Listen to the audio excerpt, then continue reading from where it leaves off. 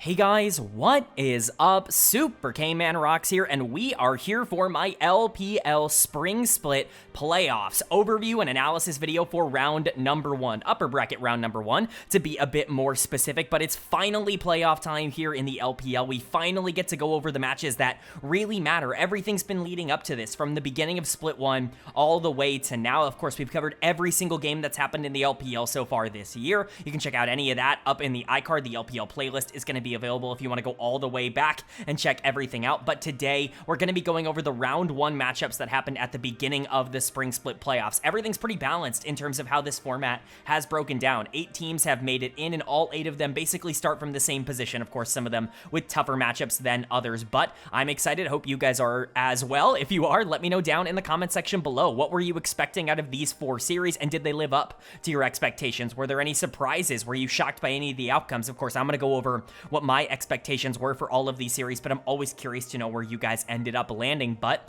without further ado, let's go ahead and jump into it. If you are new here, what we are going to do is go series by series, talking about the advantages and disadvantages that each team was able to generate. I'll be giving a player of the series and a dud of the series for each series that we cover, and at the end of the video, we will be updating the bracket, kind of showcasing where every team has landed, which teams are moving down to the lower bracket and have kind of utilized their extra life, and which teams will be fighting it out to make it to winners finals, which is round 3. Don't forget, it's already pretty close. That's how these brackets end up working out. So I'm excited. Hope you guys are as well. Of course, most of today will be spent talking about the series themselves, the best of 5s we already got. So let's go ahead and get into them. We got 2 days worth of best of 5s, which is insane that we had 4 best of 5s across 2 days. Huge shout out to the LPL English team. I know I'm a bit biased because I'm a part of the broadcast, at least in some extent, but like unreal that they were able to put this on over the course of 2 days, that they were able to get all of this, done. They've been covering everything, and it's crazy just how jam-packed the schedule is at the beginning of the LPL playoffs. So credit to everybody who's been covering this, but that means we get to start with day number 1, and our first series was the biggest discrepancy. It was the number 1 seed coming out of the regular season in Top Esports, taking on the number 8 seed FunPlus Phoenix, a team that most considered to be the weakest in the playoffs. Top Esports certainly do, because they selected them for this series, and yes, Top Esports is going to pick up the win. You can see that up on the screen. They win the series, but it is 3-1, and honestly, this wasn't some sort of blowout or some sort of domination. I think games 2 and 3 were definitely much more in favor of Top Esports, but game 1 looked really great for FPX, a sub 27-minute victory over what many consider to be the best team in the LPL. And then game 4, they had it in the palm of their hands going into the late game. They just completely threw everything away. They end up getting flanked really heavily by Cream, which we will talk about. Cream's Ari absolutely popped off in game number 4, really was a big, difference maker for Top Esports, and it ended up really crashing FPX's chances of moving forward. But they put up a really good fight, much better than I was considering they were going to do. So credit to them. But at the end of the day, Top Esports is the better of these 2 teams, and they were able to showcase that. Player of the series for me is going to go to Cream in the mid lane. I think you can argue that it could go to somebody else, because maybe Cream wasn't the most notable player throughout games 2 and 3 when they actually were dominant. I think game 2, you're looking at the Yorick as a big split push threat. Generally, the Yorick plus the Rise creates this really big problem for FPX to be able to answer in side lanes that they didn't really have a clean answer to. Game 3 was probably more Kanavi and Jackie Love that were able to step up. The Misfortune was a very big problem for FPX to be able to solve. We'll talk about Assume. I don't think he really stepped up here today. I continue to be much lower on him as a player, and obviously I think there were some performances to criticize, but Kanavi on the Poppy was gorgeous in terms of shutting down the Tristana and making sure that she couldn't take over the game. Even the Gwen couldn't really get going in the way that maybe FPX wanted it to, and that was enough to be able to get TES across the finish line. But in game 4, when things were looking kind of bleak for Top Esports, when they needed a hero to step up, Cream did that on the Ari with one of the best Ari games that we've seen all year long. Truly, sensational stuff from him. And honestly, up until that point, he was good in this series. The Rise in particular, like I said, in game 2, causing a lot of problems. He was pretty decent on the Azir in game number 3 as well, but he was fine. Care was awesome on the other side. Single-handedly carried game number 1 on the Sylas and was creating a ton of problems throughout a couple of other games and a couple of different champion roles. I mean, he plays Tristana, Akali, and then the mid lane Viego in game number 4. A lot of crazy stuff going on, but Cream is the player to step up and really kind of burst things down on the backline. Again, that gigantic flank around Otacon was ginormous for Top Esports. It single-handedly won them the game because they caught out the primary members, forced them to not be able to fight, and the gold swing was just simply too much at that point, even with FPX, quite frankly, being in complete control of that game up until that point. So credit to Cream. I want to want to point this out because I think some people might have forgotten this. When you talk about their big winter run, they started in lower bracket. They lost to Anyone's Legend in their group, so they were second seed coming out of their group. They had to start in lower bracket. They had to make a run. This team was awesome in the playoffs last split. They stepped up when it really mattered the most, and one of the big players that stepped up, and the player I really pushed in that playoff run, was Cream, who kind of went through the gauntlet of the best LPL mid laners of all time. Players like Doingby, Rookie, Xiaohu, Knight, Scout. Like, he was beating all of these guys in big playoff series, and he was actively being better than them in basically all of them, and that was really the big difference maker for Top Esports for me. I've been a bit more concerned about this team because Cream has not really been dominant across this split. He was not an all-pro selection for me, which has not really been the case for Cream over the past couple of splits. He's been a pretty easy top 3 mid laner in almost all of them. If he can get back into that form he was in the playoffs previously, that is a massive boon in favor of Top Esports, and that's exactly what he was in this series, and especially in that game number 4 where he took over on the Ahri. Again, you can give a lot of credit to other players on this team. 369 really dominated in game 2 on the Yorick. I think the split push strategy really works for Top Esports. They're probably the most clinical team in the entire league in terms of actively playing the map in the late game. Anyone's Legend, I think, does that a little bit better in the early game, but 369 is just so good at playing side lanes. He's been the best top laner in the LPL so far this year, and he kept that up. Again, Yorick was awesome. Aatrox was really good in game number 4. Kanavi, I thought, was super solid this series. His KDA isn't necessarily going to reflect that, but I think the MVP definitely kind of, proved that he deserved that award, at least with this performance. A couple of showcases of like, the Lee Sin could have been more relevant. Maybe the Vi could have been better in game number 1, but the Poppy really turned everything around in game number 3. He completely stifled everything that FPX wanted to do in that game. Jackie Love and Crisp were totally solid, maybe a bit too aggressive for my taste. Jackie Love in particular, just being a little bit too far forward. I'm honestly more encouraged by that because Jackie Love has been a lot more passive across this year than he normally has been, so it is kind of encouraging to see him play more aggressive, but Crisp also stepping up. Some good and some bad to take away for Top Esports, but generally it's nice to see this team,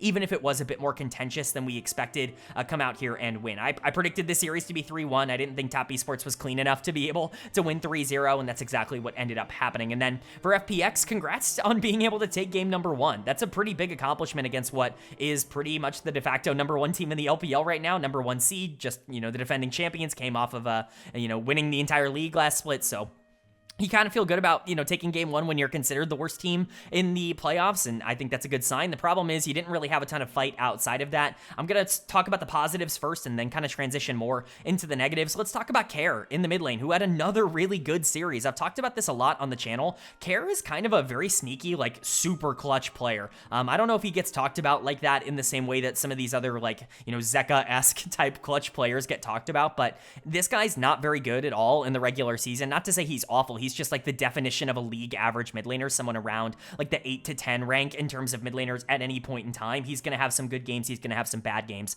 You kind of know what you're getting out of Care. You get him into the playoffs, this guy becomes like a hyper carry. It's very fun to watch. This happened last year as well on FPX. People forget because Milky Way was such a star on that team that when they won their random playoff series in summer, Care mega carried that series. Like, it was a true 1v9 performance, one of the best playoff performances I've ever watched in a best of 5, and obviously super low stakes game, and so you can't sit there and say it's one of the best performances ever, but just, it's actually insane how much he carried that team last year when they really needed it. And once again, he stepped up for FPX in this series. It just was not quite enough to be able to get the team over the hump, because I do think there were some problems. Dud of the series for me pretty much has to go to Assume. Like, I really have no other place to give this, and this might seem a bit harsh because he was pretty good on the Kalista in game 1, and for the most part, he was good in the back half of this series. Like, the Jhin game was totally solid. He was not at fault for game number 3, but the Senna in game 4, like, he steps up, and his death in that fight, him getting caught by Ahri, getting charmed out and instantly getting killed, that's what completely throws the lead for FPX. His positioning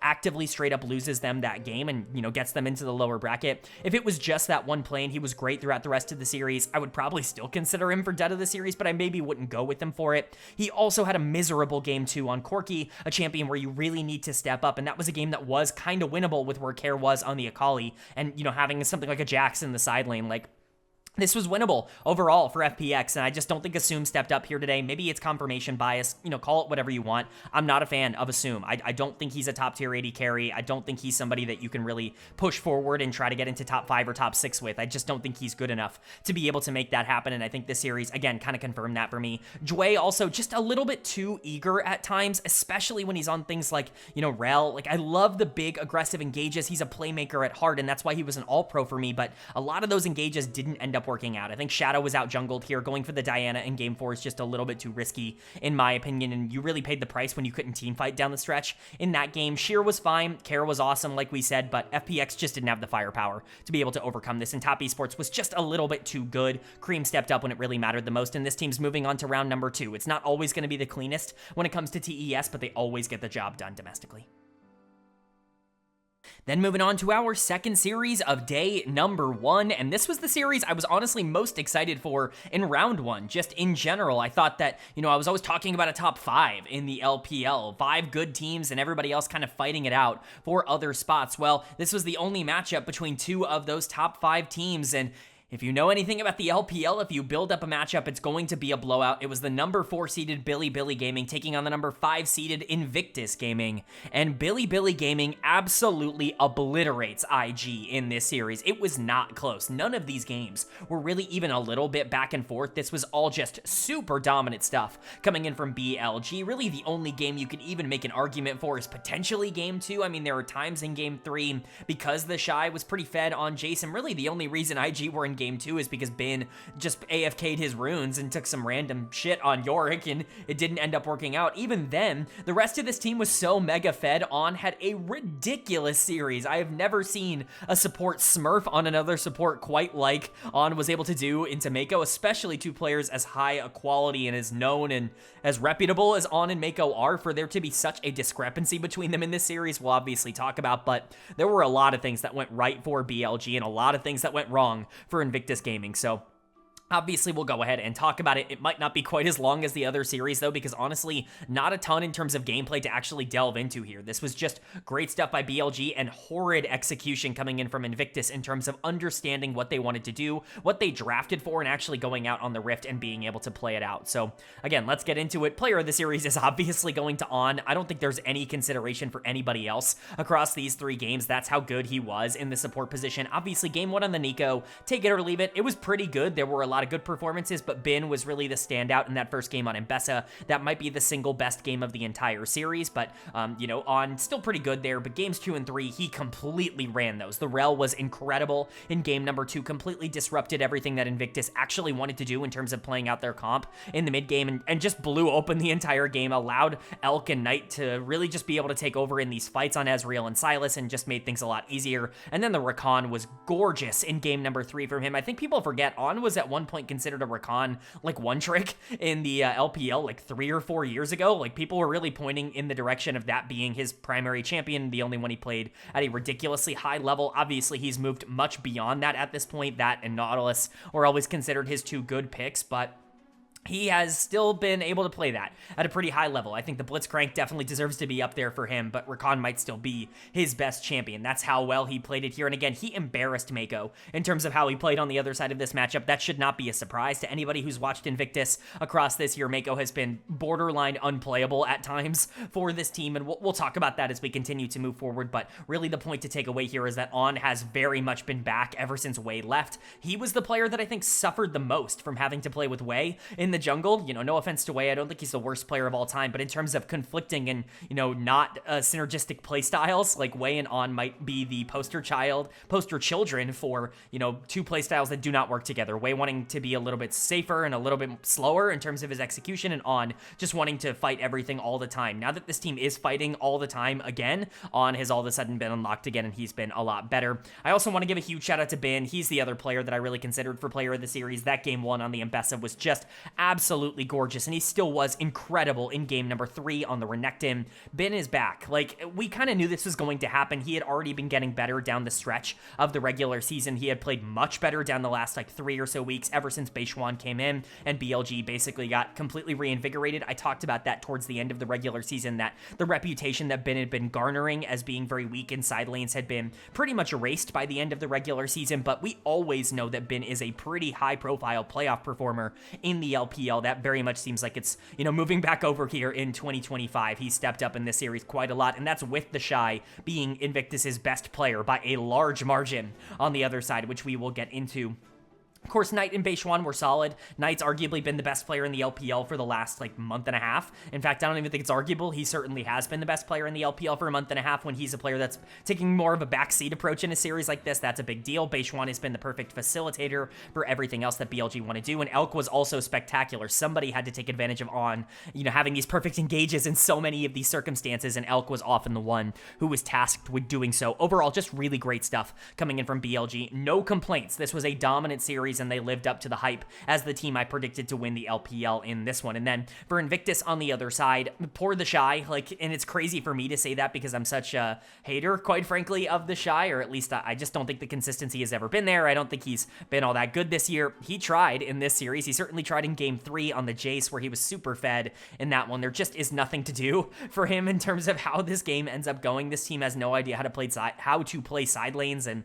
how to actually play for their globals, because you've got Ryze teleport and you've got Ash Arrow that can go basically anywhere, and yet you're not trying to make any plays around the map. It's just really disappointing, and that kind of carried over through the first couple of games as well. Dud of the series can go to a couple members. I'm giving it to Mako because Mako was abhorrently bad in this series, but I think you can make that same argument for Rookie in the mid lane. Quite frankly, neither of them were even remotely passable in how this series ended up going down, but Mako was louder, I think, in terms of how bad he was, at least in terms of the gameplay, and so I am giving it to him. Just the embarrassment of going up into On and having On be this big playmaker, moving around the map, creating everything in team fights, and Mako just being a ward and stepping up and instantly dying in every single one of these fights. Like, the way that he has played this year is not worthy of being on a team that even wants to try to be near top 5. Like, I'm at the point where I'm like, can we replace him? Like, is there anybody else that we can pick up that can do something that Mako is not doing right now? He really has been that bad for the team this year.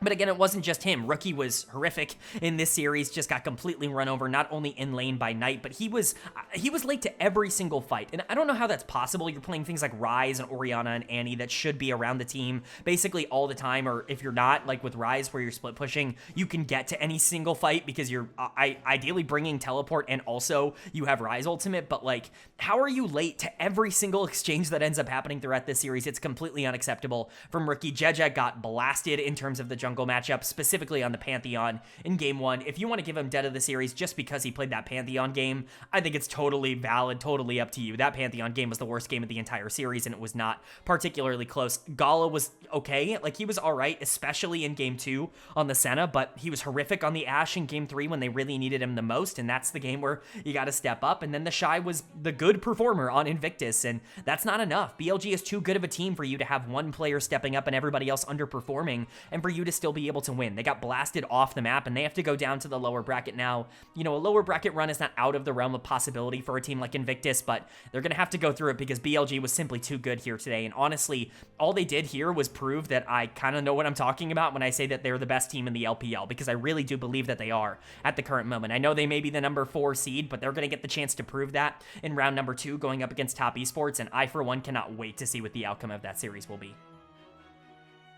Then moving on now to day number 2 in the second half of our round 1 series, and the first one was also a bit of a blowout, but an expected one. This time it was the number 2 seeded Anyone's Legend taking on the number 6 seeded Team WE, and of course AL is able to completely stomp this series, end up taking it 3-0. This was my prediction. I talked about this at the end of the play-in video where I previewed all of these series. I think this is just such a miserable matchup for WE. The one thing that they really rely on to be consistent is Monkey in their games being able to get some sort of advantage either early or late, because he is a very aggressive player in terms of early skirmishes, but a great team fighter if he can get there. You know, he's really been the focal point and kind of the stabilizer for WE. When things aren't working for Monkey, it's really difficult for this team to win games, and I think their bot lane's also been a strength, but AL's bot lane's been one of the most consistent in the entire league. Their weaknesses are their solo laners, where, you know, AL have some of the most aggressive solo laners in the entire league. It's just not something that I thought was a good matchup for WE, and that really kind of proved to be true once again here. AL kind of dominating this.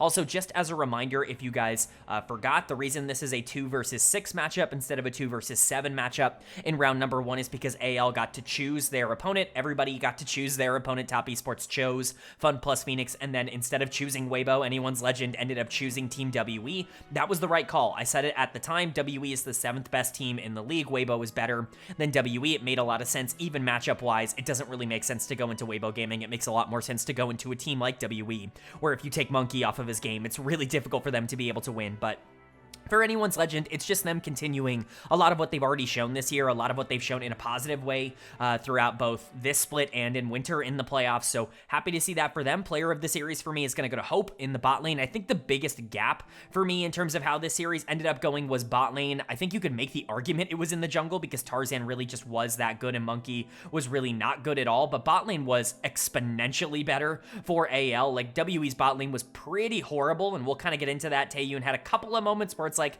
okay, I can kind of understand, you know, you're not the worst player on the Rift. That was not the case in Game 3 on the Ashe or anything like that when they needed him down the stretch. But in some of the other games, the Jhin, the Ezreal, I can understand going to the idea that maybe he's not awful, but the difference between Hope and KL and Taeyun and Vampire, like just as a duo, it's unreal how much AL was able to generate on the bottom side of the map. And I think that that was just one of the big concerns for me moving forward for anyone's legend. And Hope took advantage of it. In terms of popping off, you're going to focus on Game 2. That's really the game where everything went a little bit easier for AL. If you wanted to give player of the series to KL, though, I certainly have no actual issues with that. He was exceptionally good on the Bard in game number 3. Not the last Bard we're going to talk about in today's video. A little bit of a spoiler alert for, you know, JDG versus Weibo in just a moment, but the Alistar was also excellent in game number 2, and honestly, the Nico Kalista dominated lane in game number 1. Vampire had a miserable game 1 on the Leona, which we will get into when we talk more about WE moving forward, but at least for now, I want to praise Hope, and I want to praise his ability to get super mega fed on something like Kai'Sa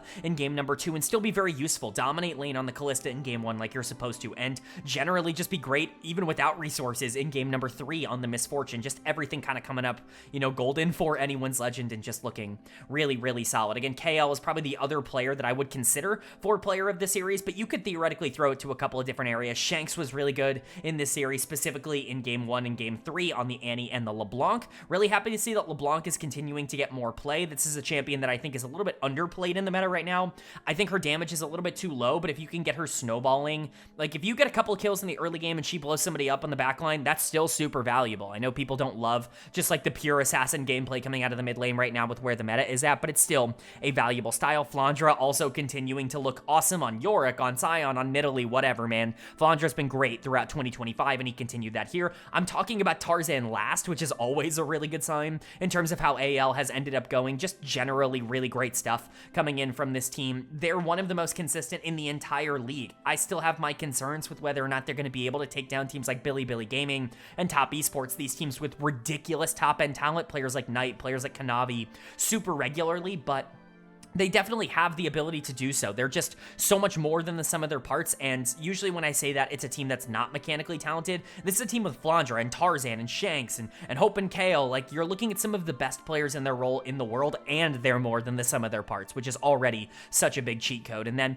for WE on the other side, this team just isn't phenomenal. Like, they're good, they're just not great, and AL is a great team. And so nobody should be surprised by the fact that they're just outclassed in this one, and I think that was kind of on display. Like, the players who played the best, ironically, Cube, Karis in the mid lane, like they're the weak links of WE, and that's because they had no attention put into them. They had a lot of attention put into the players that had actually been carrying games for them across the regular season. Monkey, Taeyun, Vampire, the players that had been stepping up, and them underperforming so much, or I guess being targeted so much, whatever you want to kind of call out, that was the reason WE ended up losing so much pressure and so much valuable time in the early game throughout this series. Vampire, for me, is getting done of the series. I don't know if this is lazy or not. You know, Monkey, I think, is going to be the choice for a lot of other people because he just was not relevant at any point, and I agree, like, he was not relevant, but he was probably a little bit worse because of the circumstance. I think Vampire just had a couple of game-losing errors, specifically in game number 1 on the Leona. That might be one of the worst laning phases I've ever seen out of a support. This is Vampire from 2024, like, all over again, and trust me, like, I'm here for Vampire's emergence so far this year. I think more stage time has been very good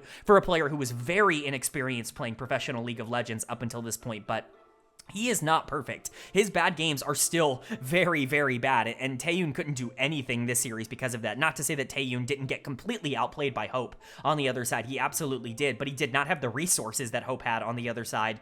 It's just mostly the 2v2 where things ended up going really south for WE, and then, of course, Monkey was quite bad. Cube was okay on the top side. Karis was honestly fine. Like, he wasn't as good as Shanks on the other side, but he was generally all right. Like, WE had moments where you can point to a couple of things here, a couple of things there, where it's not really all that bad, but generally speaking, no one's shocked by the fact that this team is getting blown out in the first round. They're happy to be here. This is a team that nobody expected talent-wise to even be in the playoffs. For them to even be here is already a big positive, even if they're getting destroyed. And anyone's legend, like, they were already looking at round number 2. This was a super clean matchup for them. They were probably very happy that they got the chance to select WE in the first place, and let me tell you, they absolutely made the most of it.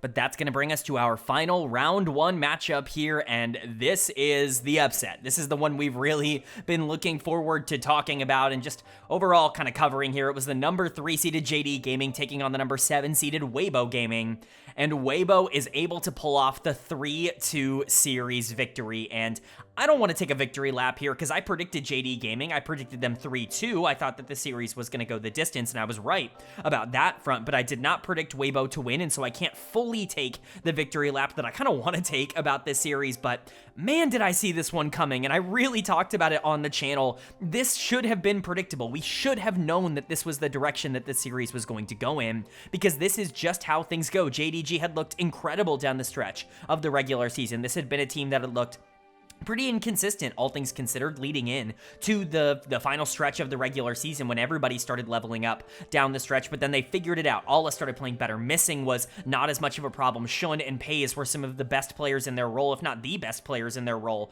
in the last 3 weeks. Pays was incredible. He was my first team All-Pro player. Shun was incredible for the team. Scout had really stabilized in the mid lane. Everything seemed to be working out for JDG, and Weibo had been on the coldest stretch they had been on all year long. It felt like they couldn't buy a win down the stretch until they ran into some of the worst teams in the league, and even then, they were underperforming in some matchups as well, and so it just felt super frustrating. They couldn't decide on which support they wanted to end up playing between Erha and between Hong, and it just felt like this team was losing confidence. So of course Weibo was going to win this, because that's what Weibo does. When you feel good about them, they lose. When you feel bad about them, they win. That's what this org has always done, and that's what this group of players has always done, and quite frankly, I think these players got underrated in terms of how they played in the regular season. I had Xiaohu as my second team All-Pro mid laner. I had Breathe as my third team All-Pro top laner. I thought that there were really talented players on this team, and, you know, JDG really isn't all that different. They're a team built on the back of players like Pays and Shun playing really well, but maybe aren't deep enough to be super consistent, and that was the result that we ended up getting here. So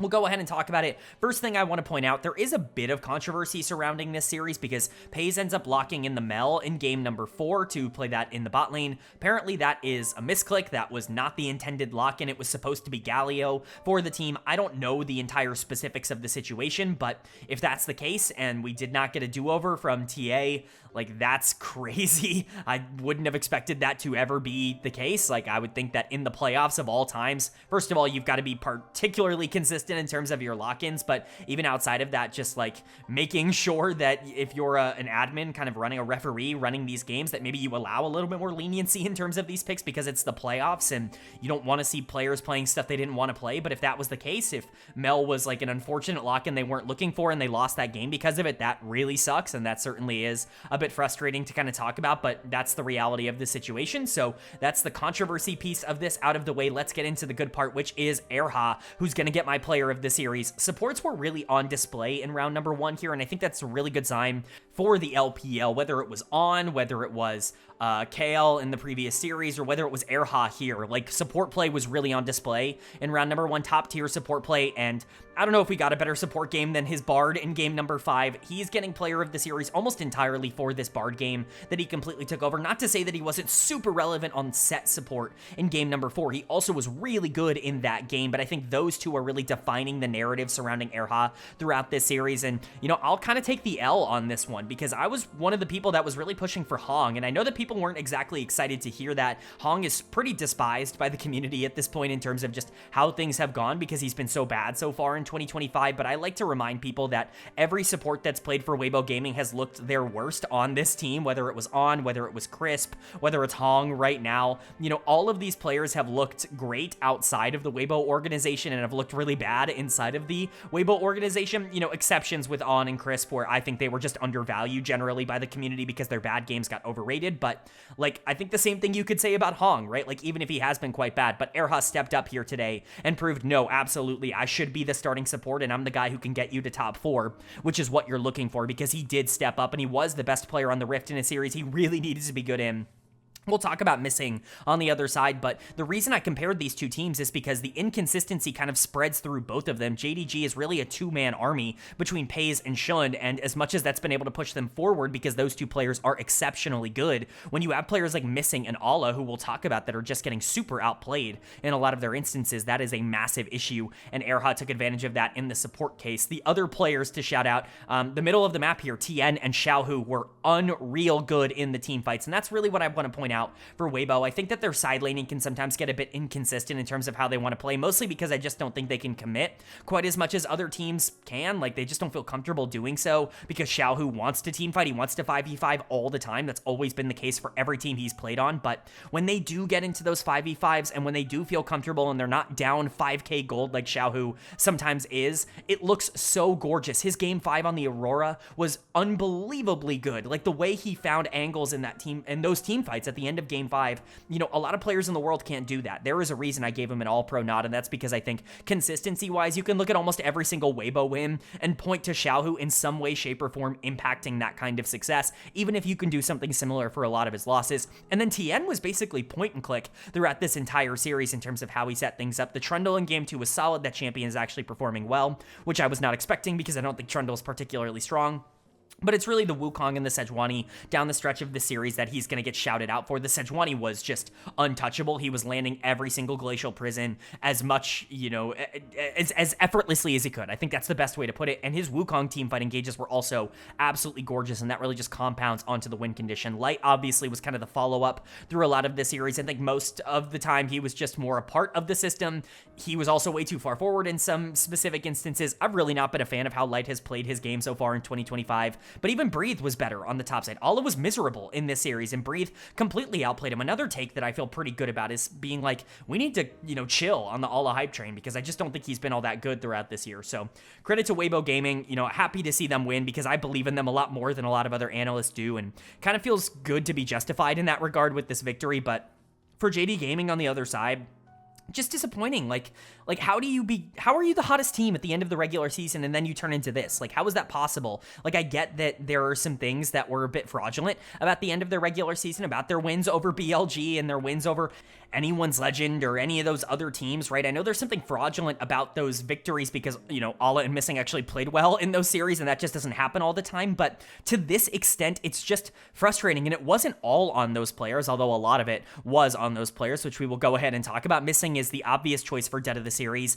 I'm tired of pretending like this guy isn't maybe the worst player in the playoffs. Like, I'm serious. I'm completely done with Missing. The meta has shifted to the point where you have to play Alistair, Leona, Nautilus at like a league average level, and he is incapable of doing that. Like, he is just actually incapable of being a league average support in an engager meta. And I get that the Lulu and the Renata were pickable in this series, and they did go to that, and I think they're at their best when they're playing hyper carries, even if it didn't work in this series. But Missing, just his mechanics are so bad and his aggressiveness level is so bad. He plays so scared. It's clear that he doesn't feel comfortable on this team right now. And if that's going to be the case after already having a really down year in 2024, to come back in 2025 and, in my opinion, be one of the least valuable supports in the entirety of the LPL, like going into Erha and getting embarrassed in a playoff series, again, it's just not, it can't happen. You can't get away with this in terms of your performance. And then Ala continues to just not be good enough on the top side. I was stunned when I saw that there were some people that voted him for All-Pro. Again, I don't know what games people have been watching. Maybe it was just the final 3 weeks of the regular season that people tuned in because he was really good in that stretch. But the first like 6 weeks of the regular season, this guy was unplayably bad, like genuinely horrific. And that's the version we kind of got here. He was mostly useless. Breathe completely outplayed him in a side lane and just completely took over the map. It was bad stuff from Ala. But Shun had a really bad series. He's been an inconsistent player in the past, and he is one of the two players that you rely on to win games here outside of Pays. Pays was excellent, and I don't think Scout was quite as bad as people are going to give him, you know, flack for, because Scout always does receive a lot of criticism. But this was just not good enough from JDG. This was not a top 4 performance from JDG. They absolutely deserve to lose today, you know, controversy or not surrounding that draft in game number 4, and they're going to be moving down to a loser's bracket, and they're going to have to step up the pace. It's not going to get easier from here in terms of their competition. Weibo was a team that was on a losing streak, and even if they were better than their record, which I do believe they were, and I always thought they were, I said that on the channel, I don't think it's, running into potentially Invictus in round 2 lower. Like, is this a guaranteed top 4 finish for JDG after this loss? No, it's definitely not, and that would be a huge disappointment for them. And then for Weibo on the other side, this is a ginormous victory. Remember, every single win in, the top side of this bracket basically saves you some time down in the lower part of this bracket. You're guaranteed top 6, which at some points didn't feel like it was going to be the case for Weibo. They were the number 7 seed, so they're going to be happy with that performance no matter what ends up happening, but they could go even further than that. I'm not out of the realm of thinking this team can finish top 4. I absolutely believe that's within the realm of possibility. That's in the cards for Weibo if they keep their pace up, and this was a really good showcase of what this team looks like when they play at their absolute best and when they can play for team fights, which is what they're good at.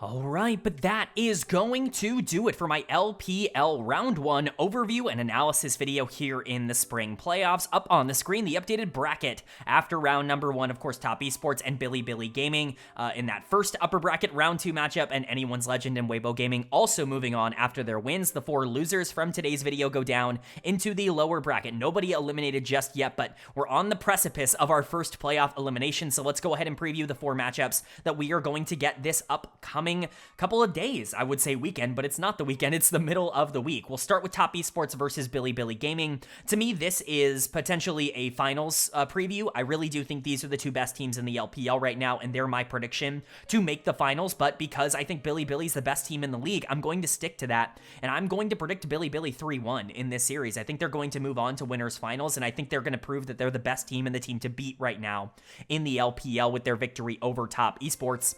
And then the second of the upper bracket round 2 series is Anyone's Legend versus Weibo Gaming. I'll actually be casting this one. I'm very, very lucky to announce that I will be on cast for a upper bracket playoff matchup. Again, Anyone's Legend versus Weibo Gaming. That's going to be the morning of Tuesday the 3rd, so if you're on the West Coast, it's going to be the night of, Monday the 2nd, if that makes it a little bit easier for you. I know obviously China time's a little bit wonky, but I will be covering the Anyone's Legend Weibo Gaming series live. You can check out the links to LPL English and, my cast for that down in the description below, and definitely tune in and see my live thoughts on that. But if you want a quick preview of what I'm going to be talking about on the pre-show a lot, this will be kind of for the people who watch the videos themselves. I think AL should have no problem with Weibo. In fact, I think this is a pretty bad matchup for Weibo. Once again, teams that really rely on being able to have jungle pressure, or alternatively teams that aren't good in the early game, like Weibo is not, I think struggle with AL and all their tempo. So I imagine Tarzan's going to have a pretty good series, all things considered, and I think AL will be able to move on. My prediction there is 3-0. And then for the lower bracket matchups, FunPlus Phoenix taking on Invictus Gaming. If IG can't win this, and if they can't really dominate this, I'm gonna start to get concerned. That's really where I'm at with this team. If IG don't win 3-0, something is actually just wrong with this team, because I don't think FPX is good enough to be able to compete with them from a talent perspective. If Jeje is not better than Shadow, if Gala and Mako are not better than Asum and Jue on the other side, then things are going to start to get really dicey for this team moving forward. But I do think there's some magic in there for FPX. I think Jue is a really good player, and Care always steps up in the playoffs. I think Sheer is the potential player that could take advantage of someone like the Shy if he underperforms. So it's possible for FPX, but I'm still predicting Invictus 3-0, because if they don't, it's a complete disaster for them. And then WE versus JD Gaming. Unfortunately for WE, I don't know if they win a game this playoff cycle. They got destroyed by AL. I think this is another one where it's like JDG's going to be out for blood after their upset in round number 1. Moving down to lower bracket, I think they're going to be able to get the job done once again in a 3-0. So let me know if you agree or disagree with my predictions down in the comment section below. Always curious to know your thoughts and opinions down there. But that's going to do it. I do hope you guys enjoyed. If you did, leave a like. It really does mean a lot to me. It lets me know you guys are enjoying the content. And it does help get this video out to a lot more people, which I'm always very appreciative of. If you're new here, hit the subscribe button. Of course, like we said, we're going to be covering everything else in the LPL playoffs as per usual across this channel, but we're covering all 3 of the other major region playoffs as well. So LTA North, LEC, and LCK every single week, as well as the NACL Tier 2 over in North America. So if you want a comprehensive overview of everything going on in LoL Esports, this is the place for it. Hit subscribe and hit that bell so you can be notified when those videos do go live. But with all that being said, I hope you all are having a great day. I hope you continue to have a great day, and I will see you all